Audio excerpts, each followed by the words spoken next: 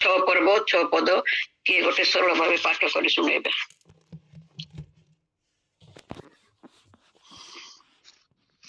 हे अलसुआ तुम्हें पिंपुड़ी पाखक जाओ ताहार क्रिया विवेचना कर अज्ञानी हुओ।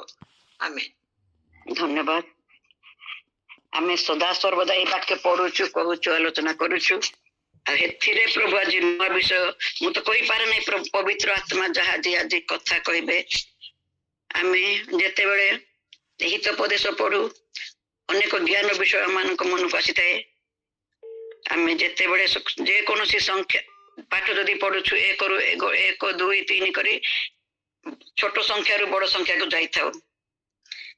ए वाक्य रे अनेक विषय लिखा जाइछि। छोट पिंपुड़ी पाखक जीवा निमंते सलमन ज्ञानी सलमन आम मानक कहउछंती पिंपुड़ी पाखक जाई शिक्षा कर। पुणी हे अलसुआ अलसुआ मानक निमंते हे वाक्य तुमे पिंपुड़ी पाखक जाओ ताहार क्रिया विवेचन कर वो ज्ञानी हो। आज आम मानकर शीर्षक हब अति क्षुद्र जीवरु किछि शिक्षा बा पिंपुड़ी जीवनरु किछि शिक्षा। प्रिय मंडली पिंपुड़ी गोटे अति क्षुद्र जीव।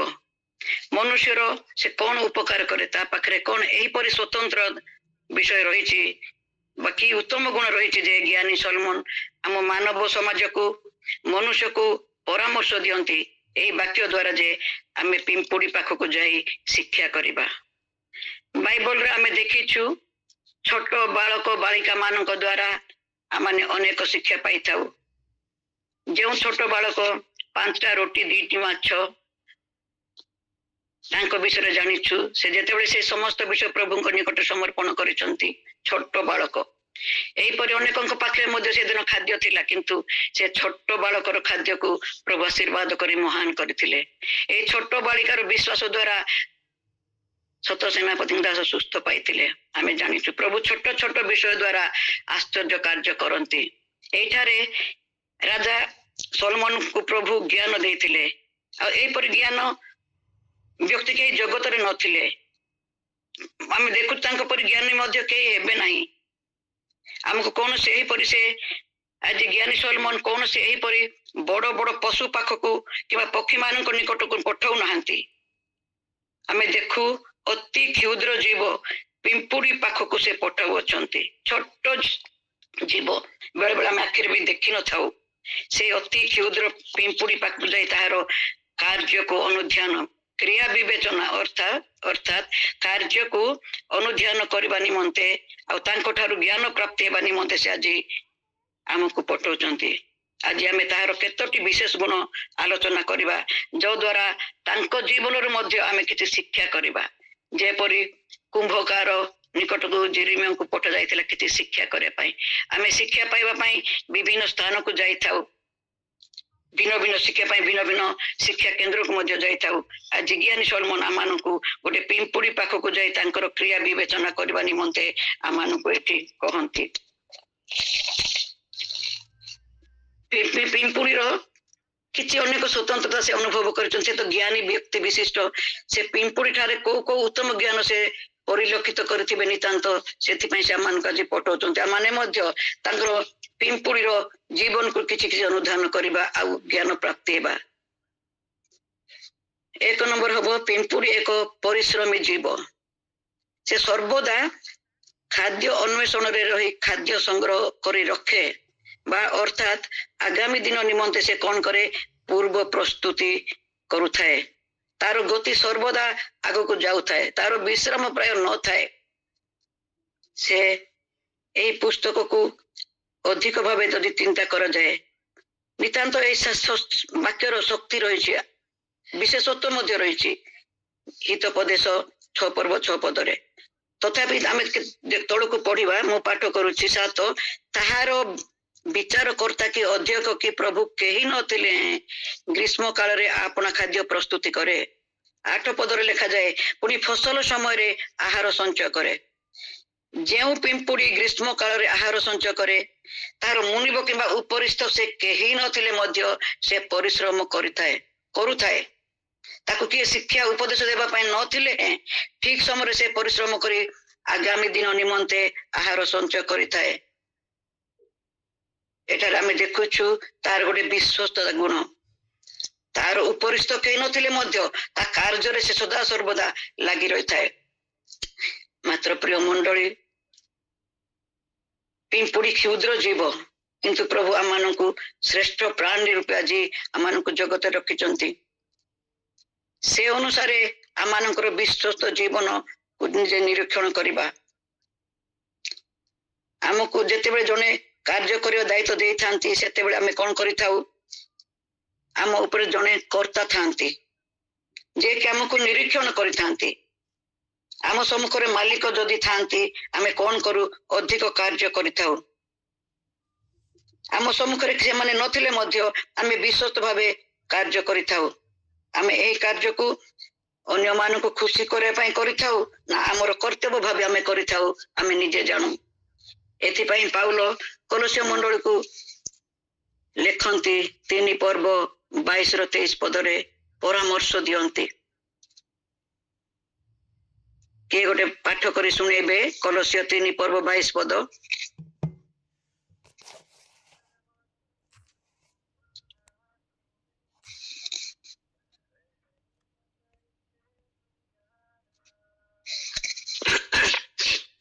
हे दास माने এই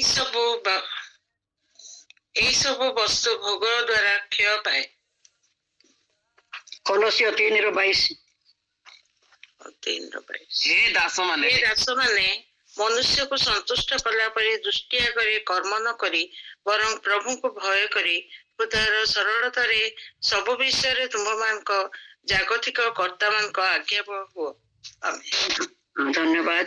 ହେ ଦାସ ମାନେ, ଆମେ ଯୋଉମାନେ କାର୍ଯ୍ୟ କରୁ, ପ୍ରଭୁ ଯାହାକୁ ଯେ କାର୍ଯ୍ୟ ଦେଇଛନ୍ତି ଆମେ ମନୁଷ୍ୟକୁ ସନ୍ତୁଷ୍ଟ କଲା ପରି କରୁଛୁ ନା ଈଶ୍ୱରଙ୍କୁ ସନ୍ତୁଷ୍ଟ କଲା ପରେ ଆମେ କରୁଛୁ? କେତେ ପ୍ରକାର ବିଶ୍ୱସ୍ତ ଭାବେ ଆମେ ଅଛୁ? ଆମେ ଏଇ ପଦ ଅନୁସାରେ ନିଜ ନିଜକୁ ଆମେ ନିରୀକ୍ଷଣ କରିବା। 23 ପଦରେ ଲେଖାଯାଏ, ତୁମ୍ଭେ ମାନେ ଯାହା କିଛି କର ପ୍ରଭୁଙ୍କ ନିମନ୍ତେ କଲା ପରି ଅନ୍ତର ସହ ତାହା କର, ମନୁଷ୍ୟ ନିମନ୍ତେ କଲା ପରି କର ନାହିଁ। ଆମେ ପିମ୍ପୁଡି ଜୀବନରୁ ଦେଖିଲେ ତାଙ୍କର ଅଧ୍ୟକ୍ଷ କେହି ନାହାନ୍ତି, ତାଙ୍କୁ ପରିଚାଳନା କରିବା ପାଇଁ କେହି ନାହାନ୍ତି, କିନ୍ତୁ ସେମାନେ ଅବିରତ ଭାବେ ବିଶ୍ୱସ୍ତ ଭାବରେ ସେମାନେ ତାଙ୍କର କାର୍ଯ୍ୟ କରିଥାନ୍ତି।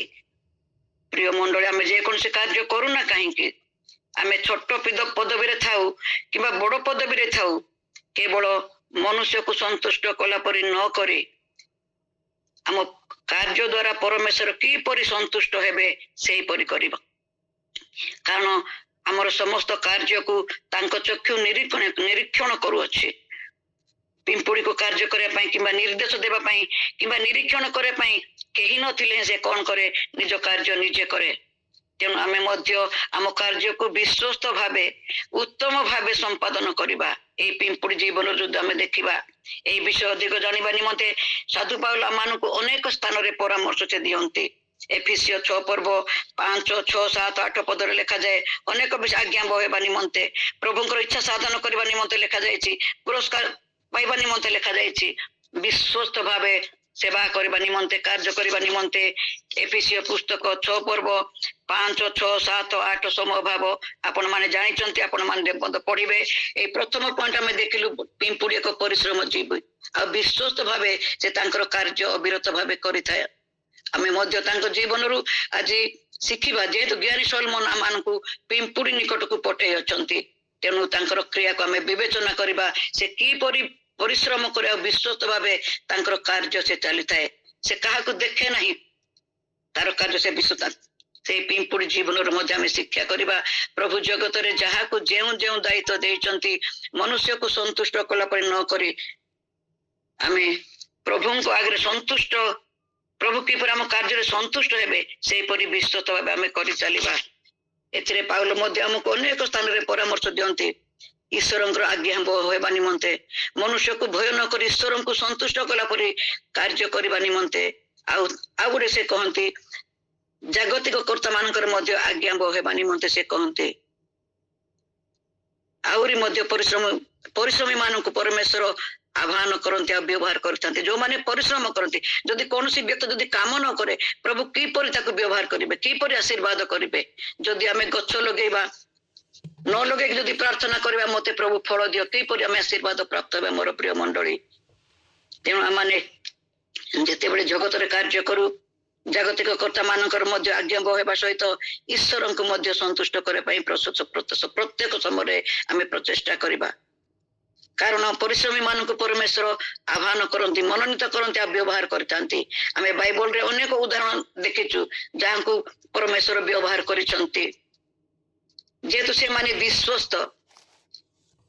ବିଶ୍ୱସ୍ତ, ତେଣୁ ପ୍ରଥମ ସାମୁଏଲ 16 ପର୍ବ 11 ପଦ କିଏ ଗୋଟେ ପାଠ କରିବେ?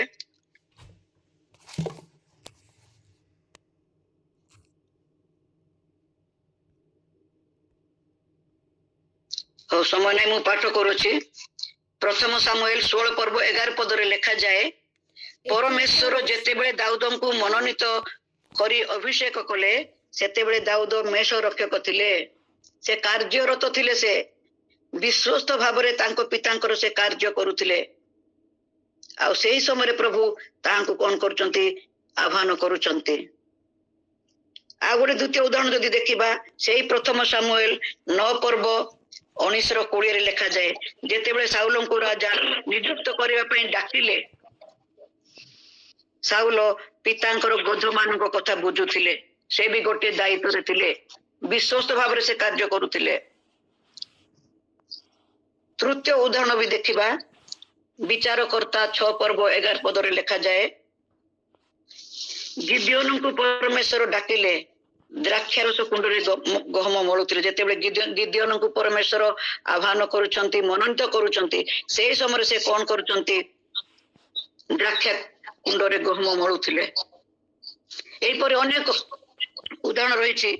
ଆଉ ଇଲିଶାଙ୍କୁ ମଧ୍ୟ ଆମେ ଦେଖିବା, ଇଲିଶାଙ୍କୁ ଯେତେବେଳେ ପରମେଶ୍ୱର ଆହ୍ୱାନ କରୁଛନ୍ତି, ଇଲିଶା ସେ ସମୟରେ କଣ କରୁଛନ୍ତି? ହଳ ବୁଲାଉଥିଲେ। ମୋର ପ୍ରିୟ ମଣ୍ଡଳୀ, ଏଇ ପ୍ରକାର ଆମେ ଦେଖୁଛେ ବାଇବଲରେ ଅନେକ ପରିଶ୍ରମୀ ଲୋକମାନଙ୍କୁ ପରମେଶ୍ୱର ଆହ୍ୱାନ କରିଅଛନ୍ତି। ତେଣୁ ଏଇ ଶାସ୍ତ୍ରାଂଶ ଅନୁସାରେ ଆମେ ଅଳସୁଆ ନ ହେଇ ପରିଶ୍ରମୀ ହେବା। ଆମକୁ କିଏ ଦେଖନ୍ତୁ ନ ଦେଖନ୍ତୁ, କୁହନ୍ତୁ ନ କୁହନ୍ତୁ, ଆମର କାର୍ଯ୍ୟକୁ ବିଶ୍ୱସ୍ତ ଭାବେ ପରିଶ୍ରମ କରି ସମ୍ପାଦନ କରି ଚାଲୁଥିବା। ପରମେଶ୍ୱର ଆମକୁ ଯେଉଁ ଯେଉଁ କାର୍ଯ୍ୟଭାର ଦେଇ ଅଛନ୍ତି ତାହାକୁ ନିଷ୍ଠାର ସହ ସମ୍ପନ୍ନ କରୁଥିବା, ମନୁଷ୍ୟକୁ ନୁହେଁ ଈଶ୍ୱରଙ୍କୁ ସନ୍ତୁଷ୍ଟ କଲା ପରେ ଆମେ କାମ କରିବା। ଆମେ ଘରେ ହଉ, ଅଫିସରେ ମଧ୍ୟ ହଉ, ଆମର ସହକର୍ମୀ ମାନେ କାର୍ଯ୍ୟ କରନ୍ତୁ କିମ୍ବା ନ କରନ୍ତୁ, ସେମାନେ ଜାଗତିକ କର୍ତ୍ତାଙ୍କର ଆଜ୍ଞାବହ ହୁଅନ୍ତୁ, ସେମାନେ ନ ହୁଅନ୍ତୁ, କିନ୍ତୁ ଆମେ ଆଜ୍ଞାବହ ହୋଇ ନିଜ କାର୍ଯ୍ୟକୁ ସମ୍ପୂର୍ଣ୍ଣ କରିଥିବା, ଯେପରି ପିମ୍ପୁଡ଼ି ତାଙ୍କ ଜୀବନରେ ସେ ବିଶ୍ୱସ୍ତ ଭାବେ କାମ କରୁଥାଏ। ଦ୍ୱିତୀୟ କଥା ପିମ୍ପୁଡ଼ି ଠାରୁ ଶିଖିବା, ସେ ନିଜ କାମ ନିଜେ କରେ। ଆମେ ଜାଣୁ ପିମ୍ପୁଡ଼ି ଅତି ଛୋଟ ଜୀବ, ତଥାପି ପିମ୍ପୁଡ଼ି କଣ କରିଥାଏ? ଯେତେବେଳେ ସେ ଖାଦ୍ୟ ନଉଥାଏ, ତାର ଗୋଟେ ଶକ୍ତି ଅଛି, ତାର ଶରୀରର ଓଜନ ଠାରୁ 20 ଗୁଣ ଅଧିକ ସେ ଭାର ବହନ କରିପାରିଥାଏ। ତାକୁ କେହି ପ୍ରେରଣା ଦେଇନଥାନ୍ତି କି କେହି ଉତ୍ସାହ ଦେଇନଥାନ୍ତି, ତୁ ଏହା କର, ଏହା ପାରିବୁ, ତୁ ନିଜେ ନିଜେ ନିଜ କାମ କର, କେହି ତାକୁ କହିନଥାନ୍ତି। ଆମେ ମଧ୍ୟ ଆମ ନିଜ କାମ ସବୁ ନିଜେ କରିବାକୁ ଚେଷ୍ଟା କରୁ। ଦାୟିତ୍ୱ ଦିଆଯାଇଛି, ସମ୍ପୂର୍ଣ୍ଣ କରୁ। ଏଠାରେ ଆମେ ଦାଉଦଙ୍କ ବିଷୟରେ କୁହାଯାଏ, ପ୍ରଥମ ସାମୁଏଲ 30 ପର୍ବ 6 ପଦରେ ଲେଖାଯାଏ, ଏଥିରେ ଦାଉଦ ଅତିଶୟ ଉଦ୍ବିଗ୍ନ ହେଲେ, କାରଣ ପ୍ରତ୍ୟେକ ଲୋକର ମନ ଆପଣା ଆପଣା ପୁତ୍ର କନ୍ୟା ସକାଶୁ ବିରକ୍ତ ହେବାରୁ ଲୋକମାନେ ତାଙ୍କୁ ପଥରରେ ମାରିବାକୁ କହିଲେ। ମାତ୍ର ଦାଉଦ ଆପଣା ପରମେଶ୍ୱରଙ୍କ ଠାରେ ଆପଣଙ୍କୁ ସବଳ କଲେ। ଦାଉଦ ପରମେଶ୍ୱରଙ୍କୁ ସ୍ମରଣ କରି ନିଜକୁ ସବଳ କଲେ। ଦାଉଦ ସେହି ସମୟରେ ଭୟ ଓ ନିରାଶରେ ଥିଲେ, ସାହସ ଓ ପ୍ରେରଣା ଦେବା ପାଇଁ କେହି ନଥିଲେ, ତଥାପି ସେ ପରମେଶ୍ୱରଙ୍କୁ ସ୍ମରଣ କରି ନିଜକୁ ଉତ୍ସାହ ଦେଉଥିଲେ। ଜଗତରେ ଆମେ ମଧ୍ୟ କୌଣସି ବିଷୟରେ ନିରୁତ୍ସାହ ନ ହେଇ ଆମେ ନିଜର କାମ ନିଜେ କରିବାକୁ ଆଗେଇବା। ଗୀତ ସଂହିତା 43 ପର୍ବ 5 ପଦରେ ଲେଖାଯାଏ, ହେ ମୋହର ପ୍ରାଣ, ତୁମେ କାହିଁକି ଶୋକାକୁଳ ହଉଅଛ? ଆମମାନଙ୍କୁ ଶୋକାକୁଳ ନ ହେବା ପାଇଁ ବାକ୍ୟ ଆମମାନଙ୍କୁ ପ୍ରେରଣା ଦିଏ। ଆମେ ଯେତେବେଳେ ଶୋକାକୁଳ ହେଲେ ମଧ୍ୟ ପରମେଶ୍ୱରଙ୍କ ଠାରେ ଭରସା ରଖିବା, ପରମେଶ୍ୱରଙ୍କର ସାମର୍ଥ୍ୟ ଦ୍ୱାରା ସମସ୍ତ ବିଷୟ ଆମେ ସମ୍ପାଦନ କରିପାରିବା। ଆମର ବ୍ୟକ୍ତିଗତ କିମ୍ବା ପାରିବାରିକ କିମ୍ବା ସାମାଜିକ ସମସ୍ୟା ଆସିଲେ ମଧ୍ୟ ନିଜକୁ ନିଜେ ଆମେ ଉତ୍ସାହିତ କରି ସମାଧାନ କରିବା, ପ୍ରେରଣା ଦେବା। ପରମେଶ୍ୱର ଆମ ସହିତ ଅଛନ୍ତି। ଯେଉଁ ପରମେଶ୍ୱର ପିମ୍ପୁଡ଼ି ସହିତ ଅଛନ୍ତି, ସେହି ପରମେଶ୍ୱର ଆମମାନଙ୍କ ସହିତ ମଧ୍ୟ ଅଛନ୍ତି। ପରମେଶ୍ୱର ଆମମାନଙ୍କର ସପକ୍ଷ ଆଉ ବିପକ୍ଷ ଆମମାନଙ୍କର କହି କିଏ ହେଇପାରେ? ତେଣୁ ପରମେଶ୍ୱରରେ ନିର୍ଭର ରଖି ନିଜର କର୍ତ୍ତବ୍ୟ କରି ଚାଲିବା। ବାକ୍ୟରେ ଲେଖାଯାଏ, ଯଦି ରୋମିଓ 8:31 ଲେଖାଯାଏ, ଯଦି ଈଶ୍ୱର ଆମମାନଙ୍କର ସପକ୍ଷ ତେବେ ଆମମାନଙ୍କର ବିପକ୍ଷ କିଏ? ଆମେ ଏଥିରୁ ଶିଖିଲେ ଦ୍ୱିତୀୟ ପଏଣ୍ଟରୁ ସେ ନିଜ କାମ ନିଜେ କରେ, କୌଣସି ବିଷୟରେ ସେ ନିରାଶ ହୁଏ ନାହିଁ। ତୃତୀୟରେ ଦେଖିବା, ପିମ୍ପୁଡ଼ି ମାନେ ଏକତା ରକ୍ଷା କରନ୍ତି। ଛୋଟ ଜୀବ, ତାଙ୍କର ଭାଷା କଣ, କିପରି କଥା ହୁଅନ୍ତି ଆମେ ଜାଣିନେ, କିନ୍ତୁ ପିମ୍ପୁଡ଼ି ମାନଙ୍କର ଗୋଟେ ଏକତା ସେମାନେ ରକ୍ଷା କରନ୍ତି। ଏହା ତାଙ୍କର ସ୍ୱତନ୍ତ୍ର ଗୁଣ। ସେମାନେ ମିଳିତ ଭାବେ ଯିବା ଆସିବା କରନ୍ତି, ସେ କାର୍ଯ୍ୟ କରନ୍ତି, ତାଙ୍କର ଟିମ୍ ଗଠନ କରନ୍ତି। ଆମେ ଯଦି ଉଦାହରଣ ଦେଖିବା, ଗୋଟେ ଘରେ ଯଦି ଗୋଟେ ଚିନି ପଡିଥାଏ, ଗୋଟେ ଦିଟା ପିମ୍ପୁଡ଼ି ଥାନ୍ତି, ମାତ୍ର କିଛି ସମୟ ପରେ ଯଦି ଆମେ ଏଠି ଦେଖିବା ଅନେକ ପିମ୍ପୁଡ଼ି ଜମା ହେଇଥାନ୍ତି। ସେମାନେ ତାଙ୍କୁ କିପରି ଭାବେ ସିଗ୍ନାଲ ଦେଇ ଏକତ୍ର କରନ୍ତି, ସେମାନେ କିପରି ଡାକନ୍ତି ଆମେ ଜାଣୁନୁ, ପ୍ରଭୁ କିପରି ତାଙ୍କୁ ଜ୍ଞାନ ଦେଇଛନ୍ତି। ଏହା ପିମ୍ପୁଡ଼ିର ଗୋଟେ ବିଶେଷ ଗୁଣ। ସେମାନେ ଗନ୍ଧ ଦ୍ୱାରା ତାଙ୍କୁ ସିଗ୍ନାଲ ଦିଅନ୍ତି ବୋଲି ମୁଁ ପାଠ ଗୋଟେ ପଢିଥିଲି। ପିମ୍ପୁଡ଼ି କଣ କରେ, ପାଇଥିବା ଖାଦ୍ୟକୁ ସେ କଣ କରେ, ମିଳିତ ଭାବେ ନେଇ ମିଳିତ ଭାବେ ଖାଇଥାନ୍ତି। ସେମାନଙ୍କର ସ୍ୱଭାବ ମିଳିମିଶି କାର୍ଯ୍ୟ କରିବାର ଗୋଟେ ସ୍ୱଭାବ, ଏଇଟା ତାଙ୍କ ସ୍ୱତନ୍ତ୍ର ଗୁଣ। ପିମ୍ପୁଡ଼ି ମାନେ କଣ କରିଥାନ୍ତି, ଆମେ ଦେଖିଛେ ଧାଡି ବାନ୍ଧି ଆଗକୁ ଯାଆନ୍ତି। ଯଦି ଆମେ ବେଳେ ବେଳେ ଆପଣ ମାନେ ହଉ ମୁଁ ହଉ ଛୋଟବେଳେ ପିମ୍ପୁଡ଼ି ମାନଙ୍କର ଯଦି ଧାଡି ଭାଙ୍ଗି ଦେଇଥାଉ, ଆଉ କିଛି ସମୟ ପରେ ସେମାନେ କଣ କରନ୍ତି, ଯଦିଓ ଧାଡି ଭାଙ୍ଗିଥାଏ, କିଛି ସମୟ ପରେ ସେମାନେ ଅନ୍ୟ ରାସ୍ତାରେ ଯାଇ ପୁନର୍ବାର ପୁଣି ମିଳିତ ହୋଇ ସେ ଧାଡି ବାନ୍ଧି ସେମାନେ ଗତି କରିଥାନ୍ତି। ତାଙ୍କର ସ୍ୱତନ୍ତ୍ର ଗୁଣ। ଆମେ ସ୍ୱର ଜାଣିନୁ, ସେମାନେ ହୁଇସିଲ ଫୁଙ୍କି କାହାକୁ ଡାକନ୍ତି ନାହିଁ, କିନ୍ତୁ ପରମେଶ୍ୱର ସେ ପିମ୍ପୁଡ଼ିକୁ ଏହିପରି ସୃଷ୍ଟି କରିଛନ୍ତି, ଧାଡି ଭାଙ୍ଗିଥିଲେ ମଧ୍ୟ ସେମାନେ କିଛି ସମୟ ପରେ ପୁନର୍ବାର ସେ ଧାଡି ଯାଇ ସେମାନେ ଯାଆନ୍ତି। ଏଥିରୁ ଆମେ ଜାଣୁ ସେମାନଙ୍କ ମଧ୍ୟରେ ଏକତା, ୟୁନିଟ ରହିଛି। ନିଃସ୍ୱାର୍ଥପର ଗୁଣ ମଧ୍ୟ ପରିଲକ୍ଷିତ ହୁଏ। ଆମେ ସମସ୍ତେ ଈଶ୍ୱରଙ୍କ ସନ୍ତାନ ଅଟୁ। ହୁଏତ ଆମର ରହିବାର ସ୍ଥାନ ଅଲଗା, ଆମେ ଅଲଗା ଭାଷାରେ କଥା କହିଥାଉ, କିନ୍ତୁ ଆମର କେହି ଶତ୍ରୁ ନୁହନ୍ତି, କାରଣ ଆମ୍ଭେ ମାନେ ଏକ ପିତାଙ୍କର ସନ୍ତାନ ଅଟୁ। ଆମେ ନିଜକୁ କେବେ କ୍ଷୁଦ୍ର ମନେ ନ କରୁ। ତେଣୁ ଆମେ ପ୍ରାର୍ଥନାର ସହିତ ଏକ ଆରେକର ସାହାଯ୍ୟ କରିବା ଓ ଆଗକୁ ବଢିବା। ପିମ୍ପୁଡ଼ି ମାନଙ୍କର ଆଉ ଏକ ବଡ ଗୁଣ ହଉଛି ମିଳିତ ସହଯୋଗ। ଏମାନଙ୍କର ଏକତା ଅଛି, ଏକ ଖାଦ୍ୟ ମିଶି ଖାଆନ୍ତି, ନେଇଯାଆନ୍ତି ମଧ୍ୟ, ଆଉ ସହଯୋଗ ତାଙ୍କର ରହିଛି। ଚତୁର୍ଥ ନମ୍ବରରେ ମିଳିତ ଗୁଣ ବା ସହଯୋଗ ଗୁଣ ଅଛି। ଗୋଟେ ପିମ୍ପୁଡ଼ି ଯଦି ଖାଦ୍ୟକୁ ଜଣେ ଉଠେଇ ନେଇପାରେ ନାହିଁ, ସେମାନେ କଣ କରନ୍ତି, ମିଳିମିଶି ତାହା ଉଠେଇ ନେଇଥାନ୍ତି। ତାହା ଆପଣ ମାନେ ବି ଦେଖିଥିବେ, ମୁଁ ବି ଦେଖିଛି। ଗୋଟେ ଖାଦ୍ୟକୁ ସେମାନେ ମିଳିମିଶି ଗୋଡେଇ ଗୋଡେଇ ନିଅନ୍ତି।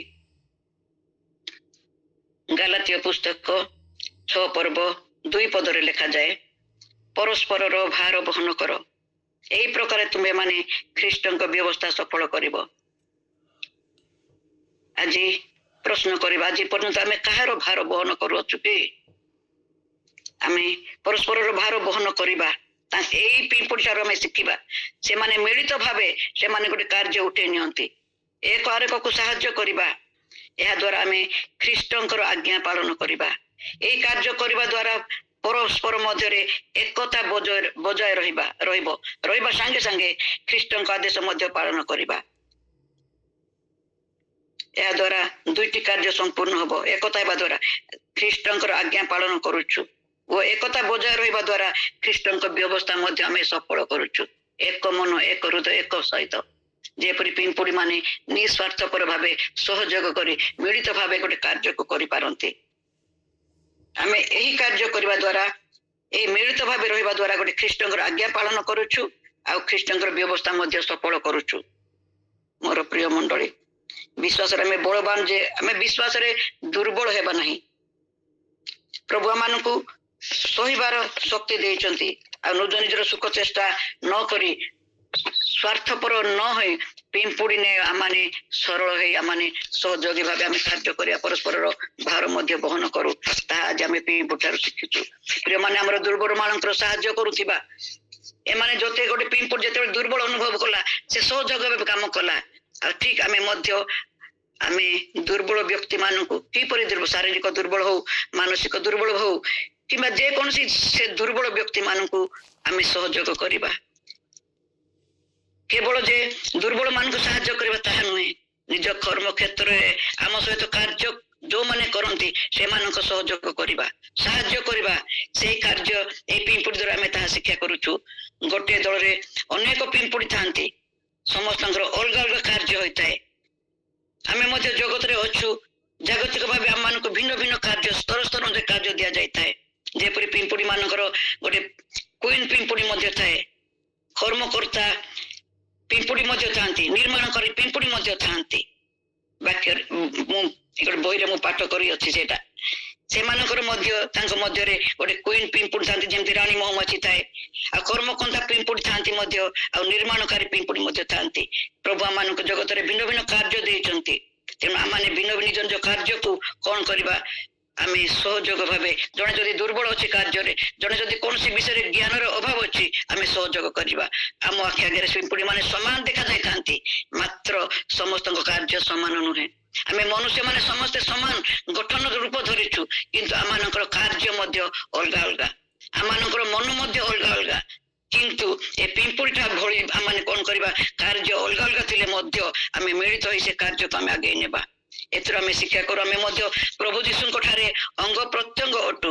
ପ୍ରଭୁ ଆମକୁ ଭିନ୍ନ ଭିନ୍ନ କାର୍ଯ୍ୟ ଦାୟିତ୍ୱ ଦେଇଥାନ୍ତି, ନିଯୁକ୍ତ କରିଥାନ୍ତି। ସଂସାରରେ ଜୀବିକା ନିମନ୍ତେ ଅଲଗା ଅଲଗା କାମ ଦେଇ ଅଛନ୍ତି, କିନ୍ତୁ ଆମର ମୂଳ କାର୍ଯ୍ୟ ହଉଛି ମିଳିତ ଭାବେ ଆରାଧନା କରିବା, ପ୍ରଶଂସା କରିବା, ପ୍ରଭୁଙ୍କର ମହିମା କରିବା, ପ୍ରଭୁଙ୍କର ଗୁଣାନୁବାଦ କରିବା। ପ୍ରଭୁ ତାହା ଚାହାନ୍ତି, ଆମେ ମିଳିତ ଭାବେ କରୁ, ତାହା ପ୍ରଭୁ ଚାହାନ୍ତି। ତେଣୁ ପିମ୍ପୁଡି ଦ୍ୱାରା ଏମାନଙ୍କର ମିଳିତ ସହଯୋଗ ଦ୍ୱାରା ଆମେ ଆଜି ଶିକ୍ଷା କରିବା ଯେ ଆମେ ମିଳିତ ଭାବେ ଏକ ମନରେ ଆମମାନଙ୍କର ଜଗତରେ ଆମେ ଯୋଉ ପ୍ରଭୁଙ୍କର ପ୍ରଶଂସା କରିବା, ମହିମା କରିବା, ଗୁଣାନୁବାଦ ମଧ୍ୟ କରିବା। ଶରୀରର ଯେକୌଣସି ଅଙ୍ଗ ଯଦି କ୍ଷତି ହେଲେ ଶରୀର କଷ୍ଟ ପାଇଥାଏ, ସେହିପରି ଆମକୁ ଯଦି କିଛି କଷ୍ଟ ହୁଏ ତାହା ଯୀଶୁଙ୍କୁ ମଧ୍ୟ କଷ୍ଟ ହୁଏ। ତେଣୁ ସେଦିନ ଲେଖାଯାଏ ଯୀଶୁ ରୋଦନ କରିଥିଲେ। ତେଣୁ ଆମେ ଯେଉଁଠାରେ ବି ରହୁ, ଯେଉଁଠାରେ ବି ଉପାସନା କରୁ, ପରସ୍ପରର ଦୁଃଖ ସୁଖର ସହଭାଗିତା ହେଇପାରୁଥିବା, କାରଣ ସହଭାଗିତାରେ ବଞ୍ଚିବା ନିତାନ୍ତ ଆବଶ୍ୟକ ଖ୍ରୀଷ୍ଟୀୟ ଜୀବନରେ। ବାକ୍ୟରେ ଲେଖାଯାଏ, କିଏ ଗୋଟେ ପାଠ କରିବେ ଗୀତ ସଂହିତା 133 ପର୍ବ 1 ପଦ।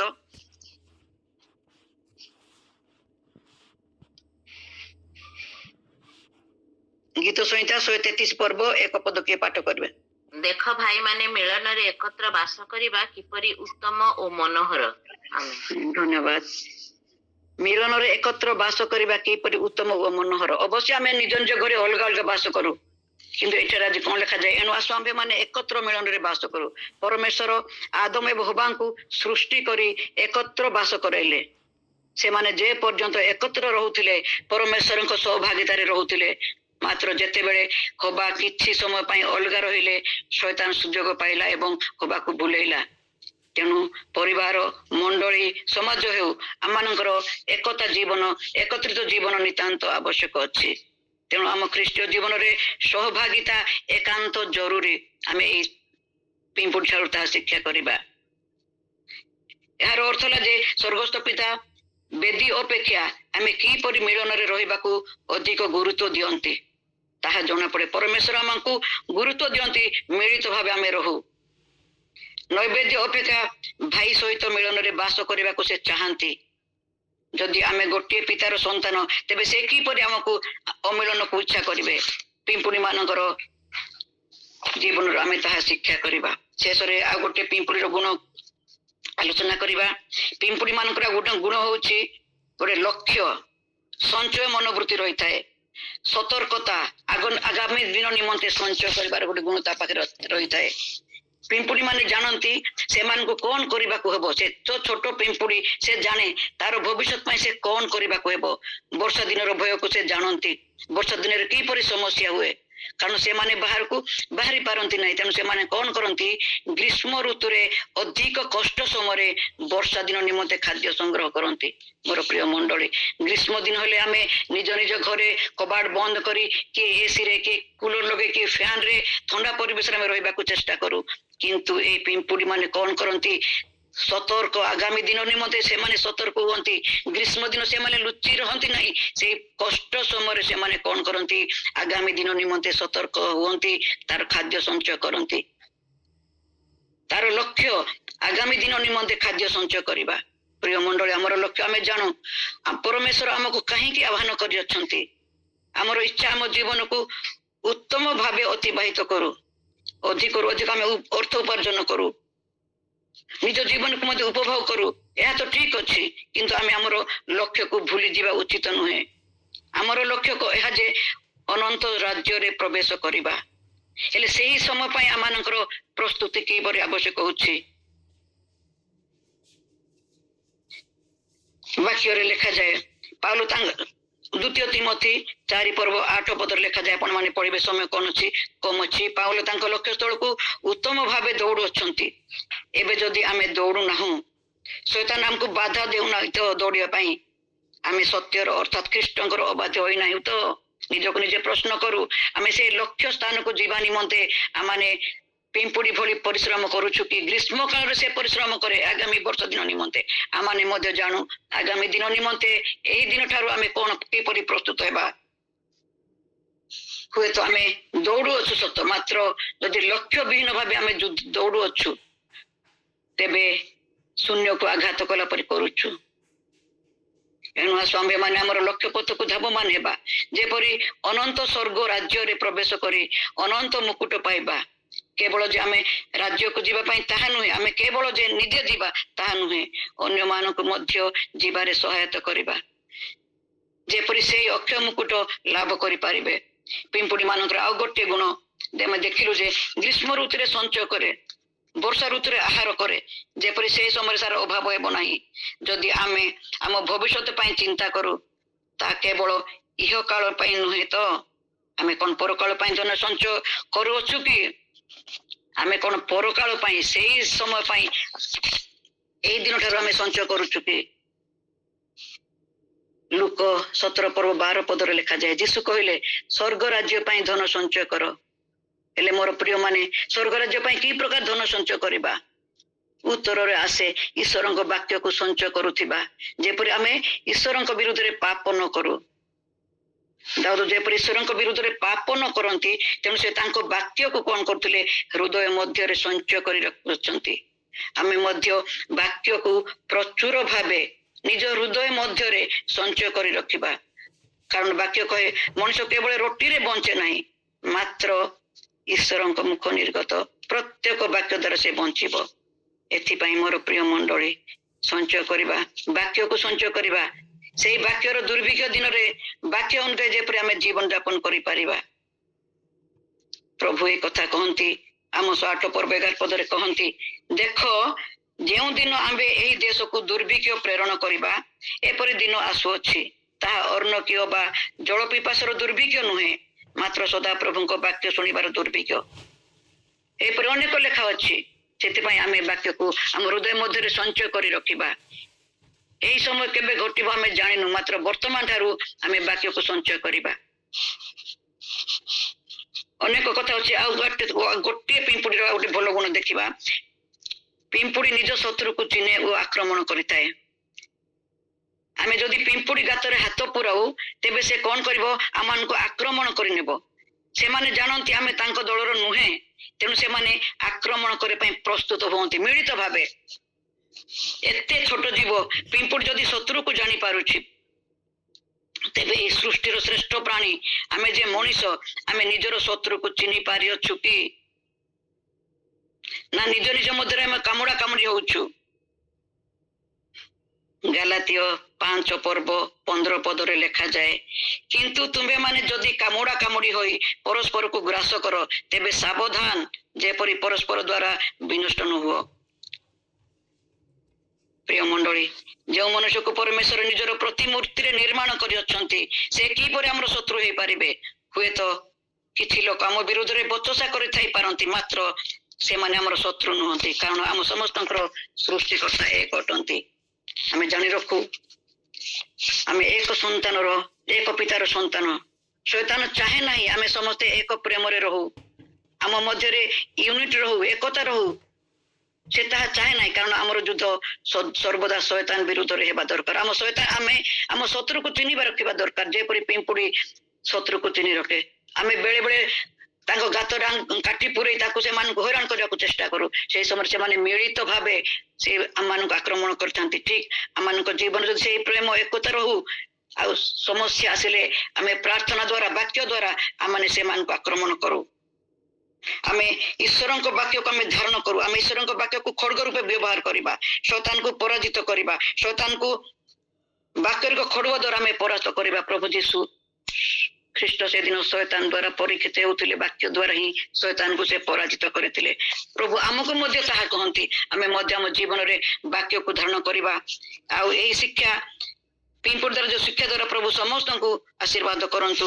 ପିମ୍ପୁଡ଼ି ଜୀବନରେ ଯେପରି କେତେଟି ବିଷୟ ଥିଲା, ସେ ପିମ୍ପୁଡ଼ି କଣ କରେ, ଗୋଟେ ଛୋଟ ଜୀବ ହେଲେ ମଧ୍ୟ ସେ କଣ କରେ, ପରିଶ୍ରମ କରି ପୂର୍ବ ପ୍ରସ୍ତୁତ ହୋଇଥାଏ ଆଗାମୀ ଦିନ ନିମନ୍ତେ। ପିମ୍ପୁଡ଼ି ନିଜ କାର୍ଯ୍ୟ ନିଜେ ବିଶ୍ୱାସ ଭାବେ କରିଥାଏ। ଆଉ ପିମ୍ପୁଡ଼ିଙ୍କ ପାଖରେ ଯେପରି ଏକତା ରହିଛି, ଆମମାନଙ୍କ ଜୀବନରେ ମଧ୍ୟ ସେ ସ୍ୱତନ୍ତ୍ର ଗୁଣ ରହିବା ଦରକାର। ପିମ୍ପୁଡ଼ିର ଯେପରି ମିଳିତ ଗୁଣ ଥିଲା, ସହଯୋଗୀ ଗୁଣ ଥିଲା, ଆମମାନଙ୍କ ଜୀବନରେ ମଧ୍ୟ ଖ୍ରୀଷ୍ଟ ଜୀବନରେ ସେ ମିଳିତ ଗୁଣ, ସହଯୋଗୀ ଗୁଣ ରହିବା ଆବଶ୍ୟକ। ଆଉ ପିମ୍ପୁଡ଼ି କଣ କରେ, ସତର୍କ ରହେ ଓ ସଞ୍ଚୟ କରେ, ଆଗାମୀ ଦିନ ନିମନ୍ତେ ସେ ପ୍ରସ୍ତୁତ ହୁଏ। ଆମେ ଖ୍ରୀଷ୍ଟୀୟ ଜୀବନରେ ବାକ୍ୟ ଦ୍ଵାରା ନିଜକୁ ଆମେ କଣ କରିବା, ପ୍ରସ୍ତୁତି କରିବା, ଯେପରି ସେ ଦୁର୍ଭିକ୍ଷ ଦିନରେ ସେ ବାକ୍ୟ ଆମମାନଙ୍କ ଜୀବନରେ କାର୍ଯ୍ୟ କରିବ। ଆଉ ଯେପରି ପିମ୍ପୁଡ଼ି ଶତ୍ରୁକୁ ଚିହ୍ନେ, ଆମର ଶତ୍ରୁ କିଏ, କିପରି ଭାବେ ଆମ ଜୀବନକୁ ସେ ପରାଜିତ କରିବାକୁ ଆସେ, ଆମେ ମଧ୍ୟ ଆମେ ଶତ୍ରୁକୁ ଚିହ୍ନୁଥିବା। ଆମେ ଆତ୍ମିକ ଅସ୍ତ୍ରଶସ୍ତ୍ର ବିଷୟରେ ଆମେ ପାଠ କଲୁ। ଏଇ ଅସ୍ତ୍ରକୁ, ଏଇ ବାକ୍ୟର ଅସ୍ତ୍ରକୁ, ଏଇ ପ୍ରାର୍ଥନାର ଅସ୍ତ୍ରକୁ ଖ୍ରୀଷ୍ଟୀୟ ଜୀବନରେ ସବୁବେଳେ ବ୍ୟବହାର କରୁଥିବା। ଯଦି ଏଇ ବିଷୟରେ ସ୍ୱାର୍ଥପରତା ଯଦି ଆସିଯାଏ, କଳୁଷିତ ବିଷୟ ଆସେ, ଆମେ ଲକ୍ଷ୍ୟକୁ ପୂରଣ କରିପାରିବା ନାହିଁ। ପିମ୍ପୁଡ଼ି ଭଳି ପରିଶ୍ରମ ହେବା, ବିଶ୍ୱସ୍ତ ହେବା, ପ୍ରସ୍ତୁତି ଜୀବନ ଯାପନ କରିବା, ଯେପରି ପ୍ରଭୁଙ୍କ ରାଜ୍ୟ ନିମନ୍ତେ ଆମେ ମନୋନୀତ ହେଇପାରିବା।